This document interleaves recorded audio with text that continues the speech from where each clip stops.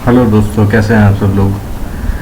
अ, आपने जो शीर्षक पढ़ा है वो बिल्कुल ठीक है कि मैंने पिछले एक महीने में अपने इन्वेस्टमेंट पे 17% का इंटरेस्ट अर्न किया है। मतलब कि अगर इसको हम परसेंटेज कैलकुलेशन करें मंथ ईयर के बेसिस पे 204% का इंटरेस्ट सालाना पड़ता है। और अभी एफडी का ब्याज जो है वो 6% करीब है। और ये जो हुआ है ये हुआ है स्टॉक मार्केट के वजह से। और ये स्टॉक मार्केट की वजह से कैसे हुआ है ये ही मैं आपको दिखाने के लिए यहाँ पे आया हूँ। अभी जो चीज़ मैं आपको बताने जा रहा हूँ ये चीज़ यूजुअली कोई भी लोग नहीं बताते हैं। मेरे बताने का जो पर्पज़ है वो मैं अपने पिछले वीडियो में भी बता चुका हूँ और एक बार फिर से बताना चाह रहा हूँ कि मैं ये चाहता हूँ कि स्टॉक मार्केट जो ये है, शेयर बाज़ार, ये एक ऐसा समंदर है जहाँ से अगर मैंने एक लोटा पानी निकाल लिया और मैंने किसी को इसका पता बता दिया और वो भी वहाँ से एक लोटा पानी निकाल लेता है तो इससे समंदर को भी कोई फ़र्क नहीं पड़ेगा और मुझे भी कोई फ़र्क नहीं पड़ेगा। तो मैं ये चाहता हूँ कि ज़्यादा से ज़्यादा लोग इस समय जो फाइनेंशियल क्राइसिस से गुज़र रहे हैं वो लोग अपनी छोटी मोटी ज़रूरतों को इस स्टॉक मार्केट से पूरा कर सकते हैं। और वो कैसे कर सकते हैं ये ही हम जानने वाले हैं। नमस्कार दोस्तों, मेरा नाम है गौरव भाटी और चलिए मैं आपको बताता हूँ कि किस तरह से मैंने एक महीने में 17% का ब्याज कमाया अपने छोटे से इन्वेस्टमेंट पे।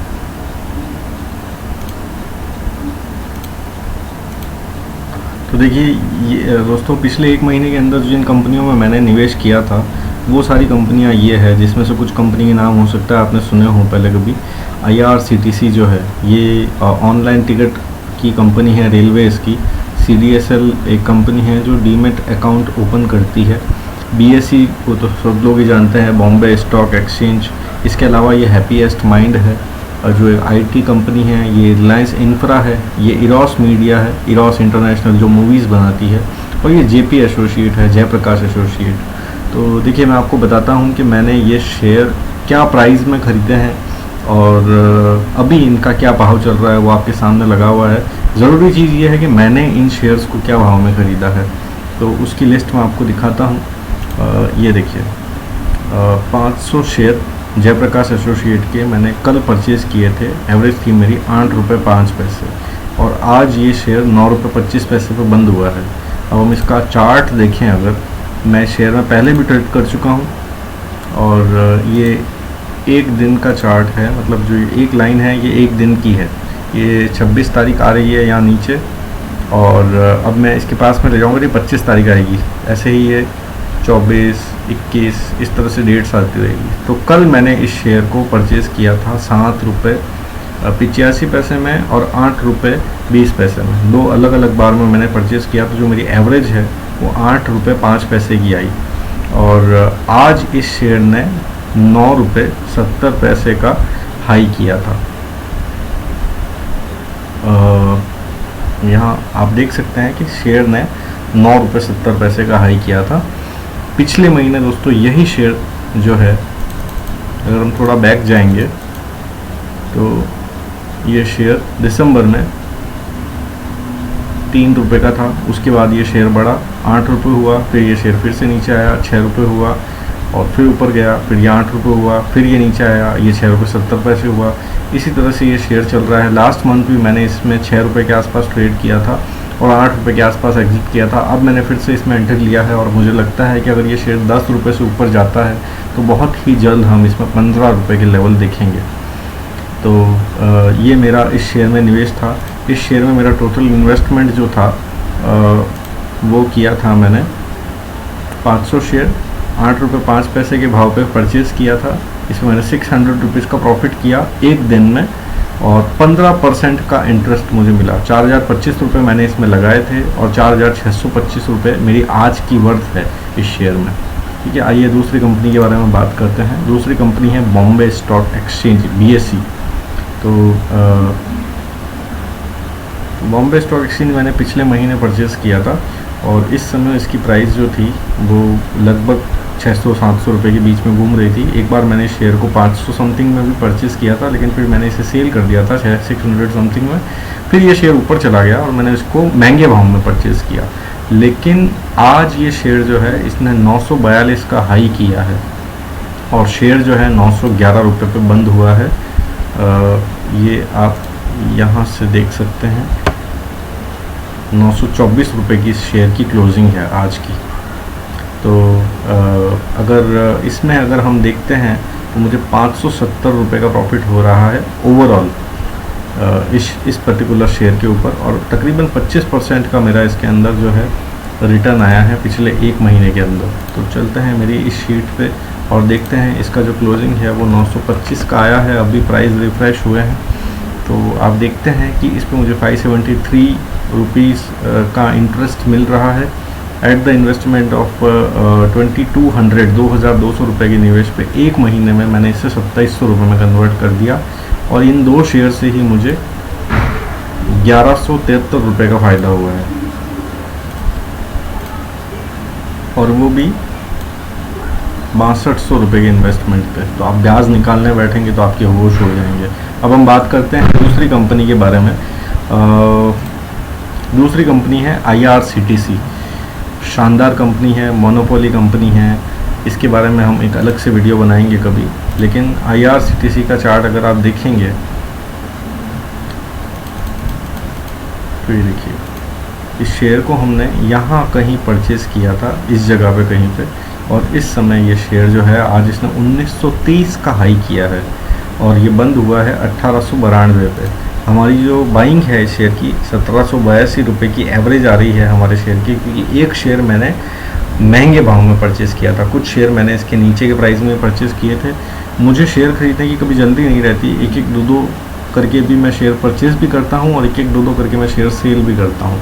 यहाँ अगर आप देखेंगे तो इस शेयर पर मुझे 336 रुपये का फ़ायदा हो रहा है, 6% का ब्याज एक महीने में। इसके बाद हम बात करें इसी तरह से CDSL की, तो इसमें मुझे 154 रुपये मिल रहे हैं। चलिए ये शीट में देखते हैं। CDSL में मुझे फ़ायदा हो रहा है लगभग 10% का, और हैप्पीएस्ट माइंड में मुझे बेनिफिट हो रहा है 19% का, और सो ऑन एशियन पेंट में मुझे ओवरऑल 1% का फ़ायदा हो रहा है। ये शेयर मैंने कल परचेज़ किया था। और मैं आप सब लोगों से भी रिक्वेस्ट करूंगा, कोई मायने नहीं रखता है कि हमारे पास में 1000 रुपये है या हमारे पास में 2000 रुपये। देखिए मैंने CDSL के सिर्फ 2 शेयर खरीदे और इसके अंदर मुझे 154 रुपये का फ़ायदा हो रहा है। हैप्पीएस्ट माइंड का मेरे पास में 1 शेयर है और इसमें 126 रुपये का फ़ायदा हो रहा है। तो ये ज़रूरी नहीं है कि हम हज़ारों रुपये लगाएं और शेयर बाज़ार में पैसा अर्न कर। देखिए रॉस मीडिया में मैंने लगभग 2500 रुपया खर्च किया और लगभग 3500 रुपये कन्वर्ट हो गए, 1000 रुपये ऊपर चला गया वो पैसा मेरा। ऐसे ही रिलायंस इंफ्रा में भी 2700 रुपये के आसपास लगाया और वो 3000 रुपये में कन्वर्ट हो गया। तो ये ज़रूरी नहीं है कि हम बहुत ज़्यादा रुपये खर्च करें शेयर बाज़ार में निवेश करने के लिए। आप छोटे से अमाउंट से भी स्टार्ट कर सकते हैं और बूंद बूंद से ही घड़ा भरता है दोस्तों। तो इसीलिए मेरा आप सभी लोगों से अनुरोध है कि अगर आप लोग इसमें काम करते हैं स्टॉक मार्केट में, छोटा इन्वेस्टमेंट कीजिए। इतना इन्वेस्टमेंट कीजिए कि अगर आपको वो इन्वेस्टमेंट अगर लंबे टाइम के लिए भी रोकना पड़े तो आपको कोई प्रॉब्लम नहीं हो, और अगर आपको उतने पैसों का नुकसान भी हो जाता है तो भी आपको उससे कोई फ़र्क नहीं पड़े।